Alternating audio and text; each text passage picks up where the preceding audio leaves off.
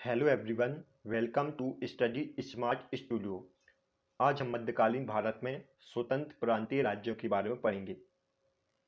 स्वतंत्र प्रांतीय राज्यों में हम कश्मीर के मध्यकालीन इतिहास को जानेंगे।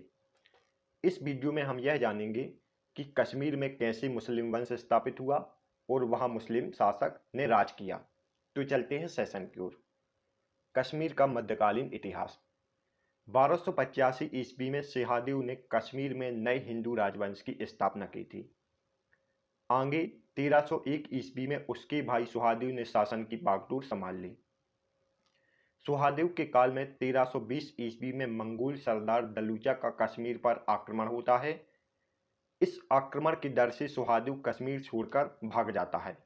दलूचा के डर से सुहादेव कश्मीर छोड़कर भाग गया। 1320 ईस्वी में तिब्बती सरदार रिंचन कश्मीर का शासक बनता है। 1320 में तिब्बती सरदार रिंचन कश्मीर का शासक बना। रिंचन ने सुहादेव के सेनापति रामचंद्र की पुत्री रानी कोटा से विवाह कर लिया। रिंचन ने सबसे पहले शाहमीर को अपना वजीर बनाया और बुलबुल शाह की सहायता से इस्लाम कबूल कर लिया और अपना नाम सदरुद्दीन रख लिया। जब यह बात सुहादेव के भाई उदयसेन को पता चली तो उसने जनता को भड़काना शुरू कर दिया कि एक मुस्लिम हम पर शासन नहीं कर सकता। उदयसेन ने रिंचन के खिलाफ विद्रोह कर दिया और रिंचन की इसमें मृत्यु हो गई। उदयसेन कौन था? सुहादेव का भाई था। उदयसेन ने रिंचन के खिलाफ विद्रोह कर दिया और इस विद्रोह में रिंचन की मृत्यु हो गई। 1323 ईस्वी में सुहादेव का भाई उदयसेन शासक बनता है। उदयसेन रिंचन की विधवा रानी कोटा से विवाह कर लेता है। आगे चलकर 1338 ईस्वी में सुहादेव की भी मृत्यु हो जाती है। अब रानी कोटा अपने पुत्र की संरक्षिका बनकर स्वयं को शासिका घोषित कर लेती है, लेकिन यह बात उसके वजीर शाहमीर को पसंद नहीं आई। शाहमीर ने 1339 ईस्वी में रानी कोटा व उसके पुत्र को कैद कर स्वयं को कश्मीर का शासक बना लिया। 1339 ईस्वी में शक्तिशाली मुस्लिम शाहमीर ने रानी कोटा व उसके पुत्र को कैद कर स्वयं को कश्मीर का शासक बना लिया। शाहमीर ने कश्मीर में प्रथम मुस्लिम वंश की स्थापना की। कश्मीर में शाहमीर के द्वारा प्रथम मुस्लिम वंश की स्थापना की गई थी और इस वंश का नाम क्या था? शाहमीर वंश। यह शमसुद्दीन शाहमीर के नाम से गद्दी पर बैठा था। इसने अपनी राजधानी इंद्रकोट बनाई और इसकी मृत्यु 3 साल बाद अर्थात 1342 ईस्वी में हो जाती है। यह 1339 ईस्वी में कश्मीर का शासक बना और इसकी मृत्यु 1342 ईस्वी में हो गई। यह है शाहमीर वंश के शासक। इनमें से हमको महत्वपूर्ण शासकों के बारे में पढ़ना है। शाहमीर वंश के महत्वपूर्ण शासक कौन हैं? शमसुद्दीन शाहमीर, अलाउद्दीन, सुल्तान शिहाबुद्दीन, सुल्तान सिकंदर और जैनुल आबदीन। इन सभी के बारे में हम एक एक करके नेक्स्ट स्लाइड में पढ़ेंगे। शमसुद्दीन शाहमीर, इसने कश्मीर में शाहमीर वंश की स्थापना की थी। इसका शासनकाल 1339 से 1342 ईस्वी के बीच था और इसने अपनी राजधानी इंद्रकोट बनाई थी। इसके बाद उसका पुत्र जमशेद शाहमीर शासक बनता है। यह शमसुद्दीन शाहमीर का पुत्र था। कुछ समय बाद जमशेद के भाई अलाउद्दीन ने इसकी हत्या कर दी। इसके बाद सुल्तान अलाउद्दीन शासक बनता है।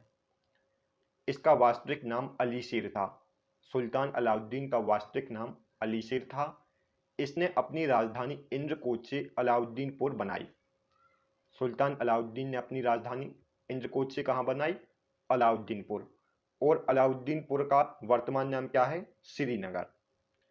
इसके बाद सुल्तान शिहाबुद्दीन शासक बनता है।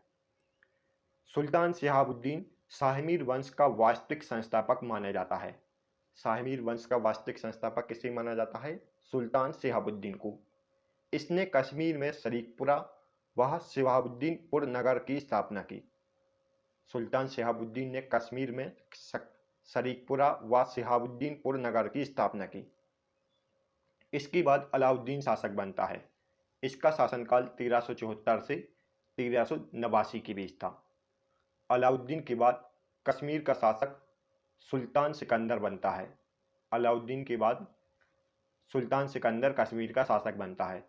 इसने कश्मीर में जेना लंका द्वीप का निर्माण करवाया। सुल्तान सिकंदर ने बूलर झील में जेना लंका द्वीप का निर्माण करवाया था। यह एक मुस्लिम धर्मांध शासक था। इसने हिंदुओं को माथे पर चंदन लगाने पर प्रतिबंध लगा दिया था। इसने कश्मीर में सती प्रथा पर रोक लगाई और कश्मीर में प्रथम बार जजिया कर लगाया।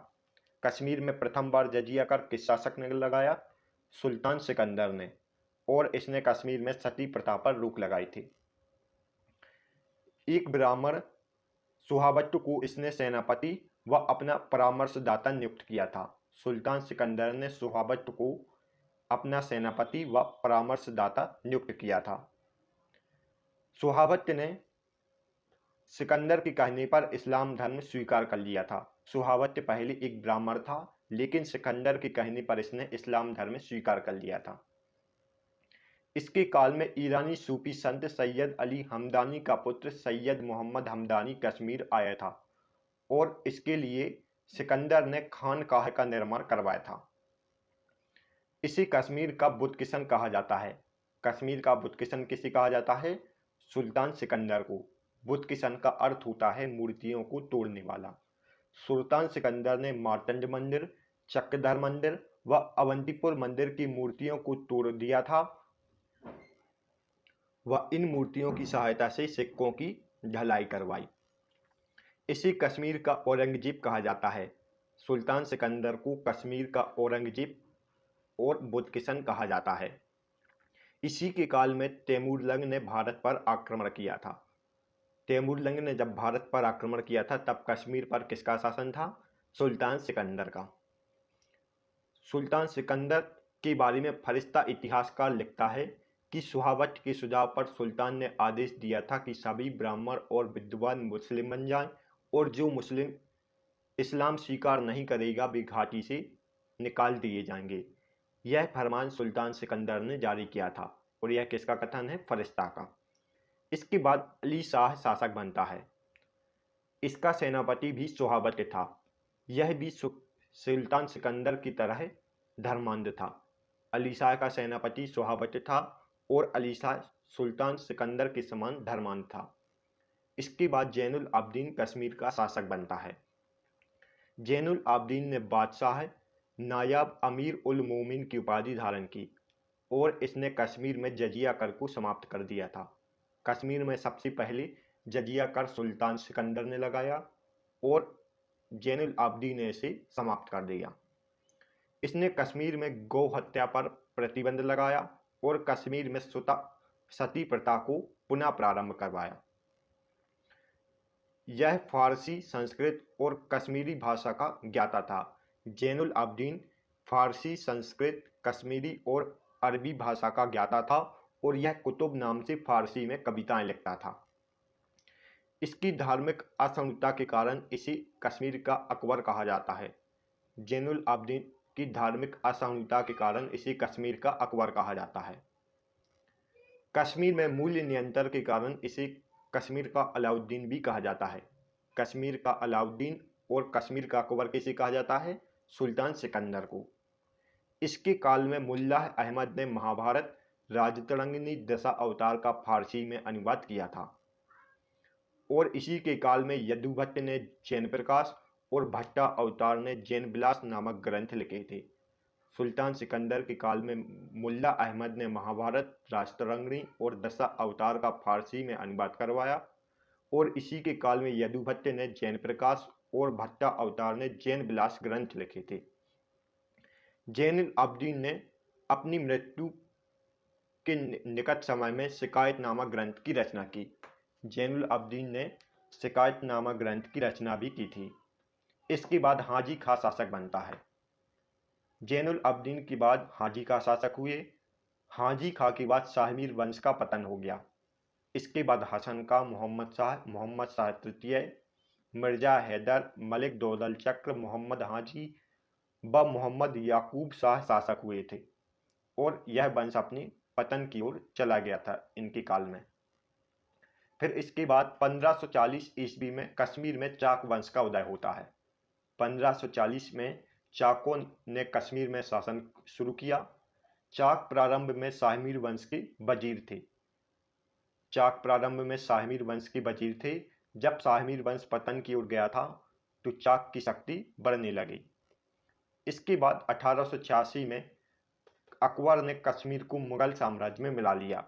इस प्रकार स्वतंत्र कश्मीर का इतिहास समाप्त होता है। नेक्स्ट वीडियो में हम बंगाल के इतिहास को जानेंगे। तब तक के लिए गुड बाय।